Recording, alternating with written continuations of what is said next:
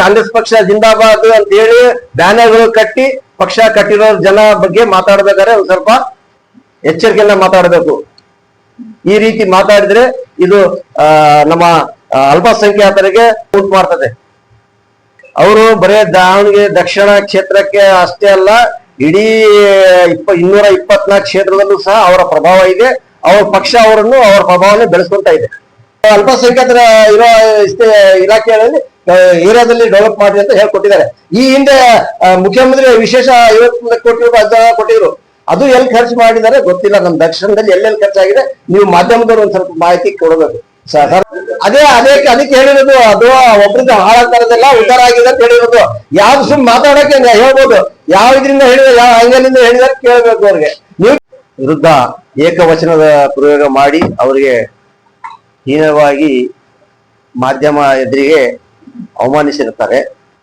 ಅದನ್ನು ನಾವು ಇಲ್ಲಿ ಸೇರಿರುವ ಎಲ್ಲ ಕಾಂಗ್ರೆಸ್ ಪಕ್ಷದ ನಿಷ್ಠಾವಂತ ಕಾರ್ಯಕರ್ತರು, ಸಮಾಜದ ಮುಖಂಡರು, ಇಡೀ ಕರ್ನಾಟಕದಲ್ಲಿ ಅಲ್ಪಸಂಖ್ಯಾತರ ಎಲ್ಲ ಜಿಲ್ಲೆಗಳಿಂದ ಇವತ್ತು ಖಂಡನೆ ಆಗ್ತಾ ಇದೆ. ನಾವು ಸಹ ಇದನ್ನು ತೀವ್ರವಾಗಿ ಖಂಡಿಸ್ತೀವಿ.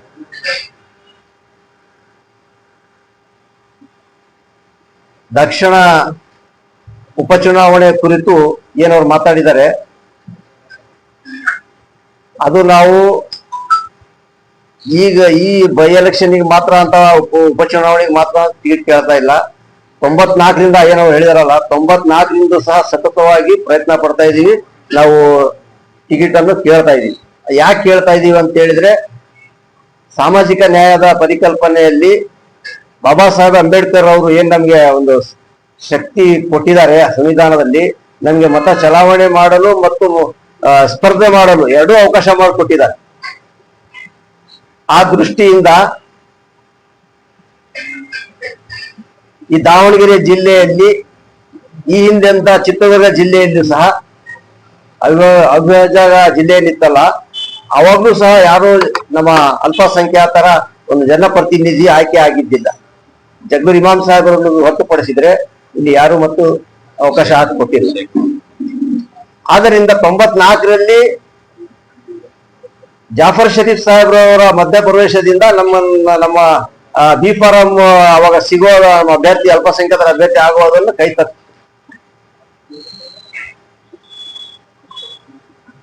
ಈಗ ನಮ್ಮ ಕರ್ನಾಟಕ ರಾಜ್ಯದಲ್ಲಿ ಜಾಫರ್ ಶರೀಫ್ ಸಾಹೇಬ್ರ ನಂತರ ಅಲ್ಪಸಂಖ್ಯಾತರ ನಾಯಕರು ಎಲ್ಲ ಸಮುದಾಯಕ್ಕೆ, ಅಹಿಂದ ವರ್ಗಕ್ಕೆ ಮತ್ತು ಎಲ್ಲ ಸಮುದಾಯಗಳಿಗೆ ಜೊತೆಯಲ್ಲಿ ಕರ್ಕೊಂಡು ಹೋಗುವ ಶಕ್ತಿ ನಾವು ಕಾಣ್ತಿರು ಅಂತ ಹೇಳಿದ್ರೆ ಅದು ಕೇವಲ ಏಕೈಕ ವ್ಯಕ್ತಿ BZ ಜಮೀರ್ ಅಹಮದ್ ಖಾನ್ ಅವರು. ಇಡೀ ರಾಜ್ಯದಲ್ಲಿ ರಾಜ್ಯ ಉದ್ದಗಲಕ್ಕೆ ಸಂಚರಿಸಿ ಪಕ್ಷ ಅಧಿಕಾರಕ್ಕೆ ತರಲು ಅವರು ಶ್ರಮ ಪಟ್ಟಿದ್ದಾರೆ. ಅವರು ಬರೇ ದಾವಣಗೆರೆ ದಕ್ಷಿಣ ಕ್ಷೇತ್ರಕ್ಕೆ ಅಷ್ಟೇ ಅಲ್ಲ, ಇಡೀ 224 ಕ್ಷೇತ್ರದಲ್ಲೂ ಸಹ ಅವರ ಪ್ರಭಾವ ಇದೆ. ಅವ್ರ ಪಕ್ಷ ಅವರ ಪ್ರಭಾವನೆ ಬೆಳೆಸ್ಕೊಂತ ಇದೆ. ಅದರಲ್ಲಿ ಏನು ತಪ್ಪಿಲ್ಲ.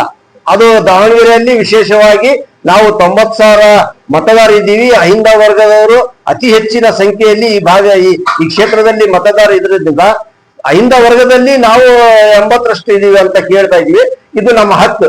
ನಮ್ಮ ಹಕ್ಕು ಕೇಳಕ್ಕೆ ನಾವು ಇನ್ನೊಬ್ರು ಅಪ್ಪಣೆ ತಗೋಬೇಕು ಅಥವಾ ಇನ್ನೊಬ್ರದ ಇದು ತಗೋಬೇಕು ಅನ್ನೋದು ಏನ್ ಇರಲ್ಲ. ಅವ್ರು ನಾಯಕರು ಅಂತ ಒಪ್ಕೊಂಡಿದ್ದಾರೆ ಸಮಾಜ. BZ ಜಮೀರ್ ಖಾನ್ ರವರಿಗೆ ನಾಯಕರು ಅಂತ ಒಪ್ಕೊಂಡಿದ್ದಾರೆ ಇಡೀ ರಾಜ್ಯದಲ್ಲಿ. ಅವ್ರ ಹತ್ರ ಹೋಗಿ ನಾವು ಕೇಳಿದೀವಿ, ನಮಗೆ ನೀವು AICC ಮಟ್ಟದಲ್ಲಿ ಮತ್ತು KPCC ಮಟ್ಟದಲ್ಲಿ ನೀವು ಪ್ರಭಾವ ಬೀರಿ ನಮ್ಮನ್ನು ಅಲ್ಪಸಂಖ್ಯಾತರು ಈ ಸತಿ ನಮ್ಗೆ ಅವಕಾಶ ಮಾಡಿಕೊಡ್ರಿ ಅಂತ ಕೇಳಿದಕ್ಕೆ ಅವ್ರು ನಮ್ಮ ಪರವಾಗಿ ಮಾತಾಡಿದ್ದಾರೆ. ಯಾರು ಸಹ ನಾವು ಹೋಗಿ ಕೇಳಿದಾಗ ಕೇಳ್ತಾರೆ, ಅದು ನಮ್ಮ ಹಕ್ಕು. ಅವ್ರು ನೆನ್ನೆ ಹೇಳಿದ್ದಾರೆ, ಸ್ಪಷ್ಟ ಕೊಟ್ಟಿದ್ದಾರೆ. ನಾನು ಕೇಳಿದ್ದೀನಿ, ಇನ್ನೂ ಒತ್ತಾಯಪೂರ್ವವಾಗಿ ಕೇಳ್ತೀನಿ. ಯಾಕಂತ ಹೇಳಿದ್ರೆ ನಾನು ಅವ್ರ ನಾಯಕ ಅಂತ ಅವ್ರು ಹೇಳಿದ್ದಾರೆ. ಅದು ಆ ಧಾಟಿ ಏನಿತ್ತು, ಇವರು ಮಾತಾಡುವ ರೀತಿ ಏನಿತ್ತು, ಇದು ಮಾತಾಡುವ ಇವ್ರದ್ದು ಧಾಟಿ ಏನಿದೆಲ್ಲ ಇದು ಬದಲಾಯಿಸ್ಕೋಬೇಕು. ಇವರು ಅಧಿಕಾರದಲ್ಲಿ ಇರೋರು ಎಲ್ಲರಿಗೂ ಜೊತೆಲಿ ಕರ್ಕೊಂಡು ಹೋಗ್ಬೇಕು, ನಾವ್ ಎಲ್ಲರಿಗೆ ಕಾರ್ಯಕರ್ತರ ಚರ್ಚೆ ಮಾಡ್ತೀವಿ ಅಂತ ಹೇಳೋರು ಈ ರೀತಿ ಮಾತಾಡಲ್ಲ. ಆಮೇಲೆ ಜಬ್ಬಾರ್ ಸಾಹೇಬ್ರನ್ನು ಕುರಿತು ಹೇಳಿದ್ದಾರೆ 94ರಿಂದ ಇದೇ ರೀತಿ ಮಾಡಿದ್ದಾನೆ ಅಂತ.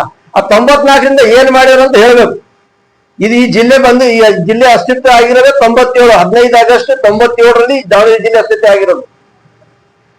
ಅಲ್ಲಿಂದ ಅವರು MLC ಆಗೋ ತನಕನೂ ಅವರೇ DCC ಪ್ರೆಸಿಡೆಂಟ್ ಆಗಿದ್ರು. ಸತತವಾಗಿ 3 ಅವಧಿಗೆ ಅವರ ಜಿಲ್ಲಾಧ್ಯಕ್ಷರಾಗಿದ್ರು. ಇವ್ರು ಅವಾಗ ಸಚಿವರಿದ್ರು, ಇವ್ರ ತಂದೆ ಸಚಿವರಿದ್ರು, ದಿವಂಗತ ನಮ್ಮ ನಾಯಕರಾದಂತ ಶಾಮಿ ಶಿವಶಂಕರಪ್ಪ ಅವರಿದ್ರು. ಮತ್ತು ಅವ್ರಿಗೆ ತೊಂದರೆ ಆಗಿದ್ರೆ ಅವ್ರು ಬದಲಾವಣೆಯಾಗಿತ್ತಲ್ಲ. ಅವಾಗ ಇವರು ಅವ್ರ ಜೊತೆಲೇ ಇದ್ರು. ಅವಾಗ ಜಬ್ಬಾರ್ ಸಾಹೇಬ್ರು ಬೇಕಾಗಿತ್ತು. ಜಬ್ಬಾರ್ ಸಾಹೇಬ್ ಗುಲಾಂ ನಬಿ ಆಜಾದ್ ಹತ್ರ ಕರ್ಕೊಂಡು ಹೋಗಕ್ಕೆ, ಮೊಹಸಿನ್ ಕಿದ್ವಾಯಿ ಹತ್ರ ಕರ್ಕೊಂಡು ಹೋಗಕ್ಕೆ, ದಿಗ್ವಿಜಯ್ ಸಿಂಗ್ ಹತ್ರ ಕರ್ಕೊಂಡು ಹೋಗಕ್ಕೆ, ಇವ್ರಿಗೆ ಪ್ರಭಾವ ಬೀರಕ್ಕೆ ಅವ್ರಿಗೆ ಅವಾಗ ಅವಕಾಶ ಇತ್ತು. ಅವ್ರು ಕರ್ಕೊಂಡು ಹೋಗಿದ್ರು. ಈಗ ಕೆಲಸ ಆದ್ಮೇಲೆ ಈ ರೀತಿ ಅವ್ನ ಅದೇ ಮಾಡ್ತಾನೆ, ಅವನ ಕಡೆಯಿಂದ ಊರ್ ಕೆಡ್ತದೆ ಅಂತ ಹೇಳಿದ್ರೆ ಅದು ತಪ್ಪು ಸಂದೇಶ ಹೋಗತ್ತೆ. ಮನ್ಸ್ ನೋಯಿಸ್ಬಾಡ್ರಿ, ಅಲ್ಪಸಂಖ್ಯಾತರ ಮನ್ಸು. ಇನ್ನು ಟಿಕೆಟ್ ಡಿಕ್ಲೇರ್ ಆಗಿಲ್ಲ. ಈಗ ಯಾರಿಗ್ ನಾವು ಈಗಲೂ ಹೇಳ್ತಾ ಇದೀವಿ, ಯಾರಿಗ್ ಕೊಟ್ರು ಸಹ ನಾವು ಪಕ್ಷ ನಿಷ್ಠೆಯಿಂದ ಕೆಲಸ ಮಾಡೋರು. ನಮ್ಮ ವ್ಯಕ್ತಿ ನಿಷ್ಠೆ ಅಲ್ಲ, ಪಕ್ಷ ನಿಷ್ಠೆ. ನಮ್ಮ ಶಬ್ಬಾರ್ ಸಾಹೇಬ್ರವರ ನೇತೃತ್ವದಲ್ಲಿ ಏನ್ ಕಾರ್ಯಕರ್ತರಿದ್ದಾರೆ ಅವರಾಗ್ಲಿ, ಬೇರೆ ನಮ್ಮ ನಾಯಕರುಗಳು ಯಾರಿದ್ದಾರೆ ಅವರಾಗ್ಲಿ, ಅವ್ರ ಪಕ್ಷ ನಿಷ್ಠೆಯಿಂದ ಮಾಡೋರು, ವ್ಯಕ್ತಿ ನಿಷ್ಠೆ ಅಲ್ಲ. ನೀವು ಒಬ್ರನ್ನ ಹೀನವಾಗಿ ಮಾಡಿದ್ರೆ ಮತ್ ನಾಳೆ ಪುನಃ ಎಲೆಕ್ಷನ್ ಸಂದರ್ಭದಲ್ಲಿ ಅದು ಒಂದು ಮನ್ಸು ಹೊಡೆದ್ರೆ ಮತ್ತೆ ಜೋಡೋದ್ ಕಷ್ಟ ಆಗ್ತದೆ. ದಯವಿಟ್ಟು ತಾವು ತಮ್ಮ ದಾಟಿಯನ್ನು ಸರಿಪಡಿಸ್ಕೋಬೇಕು. ಇನ್ನೊಬ್ರು ಮಾತು ಕೇಳಿ ಈ ರೀತಿ ಮಾತಾಡೋದನ್ನು ಬಿಡಬೇಕು. ಈ ಟ್ರಂಪ್ ಲ್ಯಾಂಗ್ವೇಜ್, ಟ್ರಂಪ್ ಮಾತಾಡಬಾರ್ದು. ಎಲ್ಲ ಕಡೆ ನಂದೇ ನಡೀಬೇಕು ಅನ್ನೋದು ಆಗ್ಬಾರ್ದು. ಏನಾಗ್ತಾ ಇದೆ ಅದರಿಂದ ಅನ್ನೋದು ಇವತ್ತು ಎಲ್ಲ ಮಾಧ್ಯಮದಲ್ಲಿ ನೋಡ್ತಾ ಇದೀವಿ.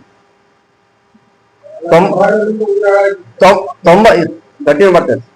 94ರಲ್ಲಿ ಉಬೇದುಲ್ಲಾ ಸಾಬು ಅಂತ ಚಿತ್ರದುರ್ಗದವರು ಡಿಸಿಸಿ ಅಧ್ಯಕ್ಷ ಇದ್ದಿದ್ದು. ಇವ್ರು 97ರಲ್ಲಿ ಡಿಸಿಸಿ ಪ್ರೆಸಿಡೆಂಟ್ ಆಗಿ 2014 8 ಮೇ 2014 ತನಕ ಇವ್ರ ಸಮಾಜದಲ್ಲಿ ಏನಾಗಿದೆ, ಸಮಿತಿ ರಚನೆ ಆಗಿದೆ ಅಲ್ಲ.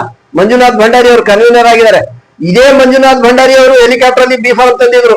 ಈ ಮಂಜುನಾಥ್ ಭಂಡಾರಿ ಬರ್ತಾರಲ್ಲ ಅವ್ರು ಕೇಳಿ, ಮಂಜುನಾಥ್ ಭಂಡಾರಿ ಕೈಯಲ್ಲೇ ಬಿ ಫಾರ್ಮ್ ಕೊಟ್ಟಿದ್ದು. ಅವ್ರು ಹೇಳ್ಕೊಟ್ಟಿದ್ರು. ನಾನು ಅದಕ್ಕೆ ಐ ವಿಟ್ನೆಸ್. ನಾನು ಅವಾಗ ಸೈಫುಲ್ಲಾ ಸಾಹೇಬ್ ಜೊತೆಯಲ್ಲಿ ಇದ್ದೆ. ಆ ಸೈಫುಲ್ಲಾ ಸಾಹೇಬ್ರು ಬಿ ಫಾರಂ ಬಂದಾಗ ಡಿಸಿಸಿ ಪ್ರೆಸಿಡೆಂಟ್ ಮತ್ತು ಕ್ಯಾಂಡಿಡೇಟ್ ಕೈಯಾಗ ಕೊಡ್ಬೇಕಂತ ಅಂದಿದ್ರು. ಆವಾಗ ದಬ್ಬಾಳಿಕೆಯಿಂದ ಏನೋ ಒಂದು ಇದು ನಡೀತು, ಅನಾಹುತ ನಡೆದು ಬಿಡ್ತು. ಅವ ಚಿತ್ ಮಾಡಿ ಅಲ್ಲಿ ನಮ್ಮ ಕ್ಯಾಂಡಿಡೇಟ್ ಇಲ್ದಂಗ ಆಯ್ತು. ಅದರ ಪರಿಣಾಮ ಏನಾಯ್ತು, 2008ರಲ್ಲಿ ಇಡೀ ಜಿಲ್ಲೆಯಲ್ಲಿ ದಕ್ಷಿಣದಲ್ಲಿ ಮಾತ್ರ ಕಾಂಗ್ರೆಸ್ ಗೆಲ್ತು. ಉಳಿದ 6 ಕ್ಷೇತ್ರದಲ್ಲಿ ಸೋಲು ಅನ್ಬಿಸಿತು. ಕಾಂಗ್ರೆಸ್ ಪಕ್ಷ ಜಿಂದಾಬಾದ್ ಅಂತ ಹೇಳಿ ಬ್ಯಾನರ್ಗಳು ಕಟ್ಟಿ ಪಕ್ಷ ಕಟ್ಟಿರೋ ಜನ ಬಗ್ಗೆ ಮಾತಾಡ್ಬೇಕಾದ್ರೆ ಒಂದ್ ಸ್ವಲ್ಪ ಎಚ್ಚರಿಕೆಯಿಂದ ಮಾತಾಡಬೇಕು. ಈ ರೀತಿ ಮಾತಾಡಿದ್ರೆ ಇದು ನಮ್ಮ ಅಲ್ಪಸಂಖ್ಯಾತರಿಗೆ, ವಿಶೇಷವಾಗಿ ಎಲ್ಲ ಅಹಿಂದ ವರ್ಗಕ್ಕೆ ನೋವುಂಟು ಮಾಡ್ತದೆ. ಅವಾಗ ಚೆನ್ನಯ್ಯನವರು MP ಅವರು ಅದಕ್ಕೆ ಹೇಳಿರೋದು, ಅದು ಒಬ್ಬರಿಂದ ಹಾಳಾಗ್ತಾರದೆಲ್ಲ ಉದ್ಧಾರ ಆಗಿದೆ ಅಂತ ಹೇಳಿರೋದು. ಯಾವ್ದು ಸುಮ್ ಮಾತಾಡಕ್ಕೆ ಹೇಳ್ಬೋದು, ಯಾವ ಇದರಿಂದ ಹೇಳಿದ್ರೆ, ಯಾವ ಆಂಗಲಿಂದ ಹೇಳಿದ್ರೆ ಕೇಳ್ಬೇಕು. ಅವ್ರಿಗೆ ನೀವು ಕೇಳ್ಬೇಕು ಹೆಂಗ್ ಹಾಳಂದ್ರೆ ಹೆಂಗ್ರಿ ಅಂತ. ಈಗ ಅಲ್ಪಸಂಖ್ಯಾತರ ಕಾಲೋನಿ ಡೆವಲಪ್ಮೆಂಟ್ ದುಡ್ಡು ತಂದು ಅಭಿವೃದ್ಧಿ ಪಡಿಸಿದ್ದಾರೆ. ಅದೇನು ಊರು ಹಾಳಾದಂಗನ. ಈಗ ನಮ್ಮ ಸಂಘ ಸಂಸ್ಥೆಗಳಿಗೆ ಈ ಒಂದು ಅವಧಿ ಒಳಗೆ 25 ಕೋಟಿ ರೂಪಾಯಿ. ಸರ್ ಒಂದ್ ನಿಮಿಷ ಇಲ್ಲ ನೋಡಿ. ಅಬ್ದುಲ್ ಜಬ್ಬಾರ್ ಅವರು MLC ಆದ ನಂತರ ನಮ್ಮ ಜಿಲ್ಲೆಗೆ 26 ಕೋಟಿ ರೂಪಾಯಿ ಅನುದಾನ ತಂದು ಕೊಟ್ಟಿದ್ದಾರೆ. ವಿವಿಧ ಇಲಾಖೆಗಳಿಂದ ಖಬ್ರಸ್ತಾನ್ಗಳಿಗೆ, ಉರ್ದು ಸ್ಕೂಲ್ಗಳಿಗೆ, ಮತ್ತು ಮೈನಾರಿಟಿ ಕಾಲೋನಿ ಡೆವಲಪ್ಮೆಂಟ್ಗೆ, ರೋಡ್ಗಳಿಗೆ ಅವ್ರದ್ದೇ ಆದಂತ ಒಂದು ಇದರಿಂದ ಕೆಲಸ ಮಾಡ್ತಾರೆ. ಈಗ ಇನ್ನೂ ಅವ್ರಿಗೆ MLA ಆದ್ರೆ ಲಿಮಿಟ್ ಇರಲ್ಲ ಅಭಿವೃದ್ಧಿ ಪಡಿಸಕ್ಕೆ ಪಡಿಸ್ತಾರೆ. ಅದಕ್ಕೆ ಹೇಳಿದಾರಲ್ಲ, ಎಲ್ಲೇ ಖರ್ಚು ಮಾಡ್ಬೇಕಂತ ಸರ್ಕಾರ ಅಂತ ಹೇಳಿದೆ. ಈಗ ಇಷ್ಟ ದಿನ ಡೆವಲಪ್ ಒಂದೇ ಕಡೆ ಮಾಡ್ತಿದ್ರಪ್ಪ ನೀವು. ಈಗ SC ST ಕಾಲೋನಿಗಳು ಮತ್ತು ಅಲ್ಪಸಂಖ್ಯಾತರ ಇರೋ ಇಲಾಖೆಗಳಲ್ಲಿ ಏರಿಯಾದಲ್ಲಿ ಡೆವಲಪ್ ಮಾಡಿ ಅಂತ ಹೇಳ್ಕೊಟ್ಟಿದ್ದಾರೆ. ಈ ಹಿಂದೆ ಮುಖ್ಯಮಂತ್ರಿ ವಿಶೇಷ 50 ಕೋಟಿ ರೂಪಾಯಿ ಅನುದಾನ ಕೊಟ್ಟಿದ್ರು. ಅದು ಎಲ್ಲಿ ಖರ್ಚು ಮಾಡಿದ್ದಾರೆ ಗೊತ್ತಿಲ್ಲ. ನಮ್ಮ ದಕ್ಷಿಣದಲ್ಲಿ ಎಲ್ಲೆಲ್ಲಿ ಖರ್ಚಾಗಿದೆ ನೀವು ಮಾಧ್ಯಮದವ್ರು ಒಂದ್ ಸ್ವಲ್ಪ ಮಾಹಿತಿ ಕೊಡಬೇಕು. ಮಾಡ್ತಾ ಇದೀವಿ. ಅದು ಅದು ಕೆಲವೊಂದು ಸೀಕ್ರೆಟ್ ಅದೆಲ್ಲ ನಿಮ್ಮೊಂದು ಹೇಳಕತ್ತೇನು. ನಾನು ಕೇಳಕತ್ತಿದ್ದೆ. ಈ ಹಿಂದೆ 50 ಕೋಟಿ ರೂಪಾಯಿ ಎಲ್ಲಾ ಕ್ಷೇತ್ರಕ್ಕೆ ಮುಖ್ಯಮಂತ್ರಿಗಳು ಅನುದಾನ ಕೊಟ್ಟಿದ್ದಾರೆ. ಆ 50 ಕೋಟಿ ರೂಪಾಯಿ ದಕ್ಷಿಣ ಕ್ಷೇತ್ರದಲ್ಲಿ ಎಲ್ಲಿ ಅಭಿವೃದ್ಧಿ ಆಗಿದೆ, ಎಲ್ಲಿ ಅಲ್ಲಿ ಬೆಳೆಸ್ಕೊಂಡಿದ್ದಾರೆ ಅನ್ನೋದನ್ನ ಸಾರ್ವಜನಿಕರಿಗೆ ಮಾಹಿತಿ ಬೇಕಾಗಿದೆ. ನಮಗೂ ಮಾಹಿತಿ ಬೇಕಾಗಿದೆ. ನಾವು ನಾಳೆ ನಮ್ಮ ಪಕ್ಷದ ಪರವಾಗಿ ನಾವು ಕೆಲಸ ಮಾಡ್ಬೇಕಂತ ನಾವು ಹೇಳ್ಬೇಕು, ಇಲ್ಲಿ ಖರ್ಚು ಮಾಡಿದ್ದೀವಿ ನೋಡಪ್ಪ ಅಂತ. ಅದು ಜಿಲ್ಲಾಡಳಿತ ತಿಳಿಸ್ಬೇಕಂತ ತಮ್ಮ ಮುಖಾಂತರ ಕೇಳ್ಕೊಂಡು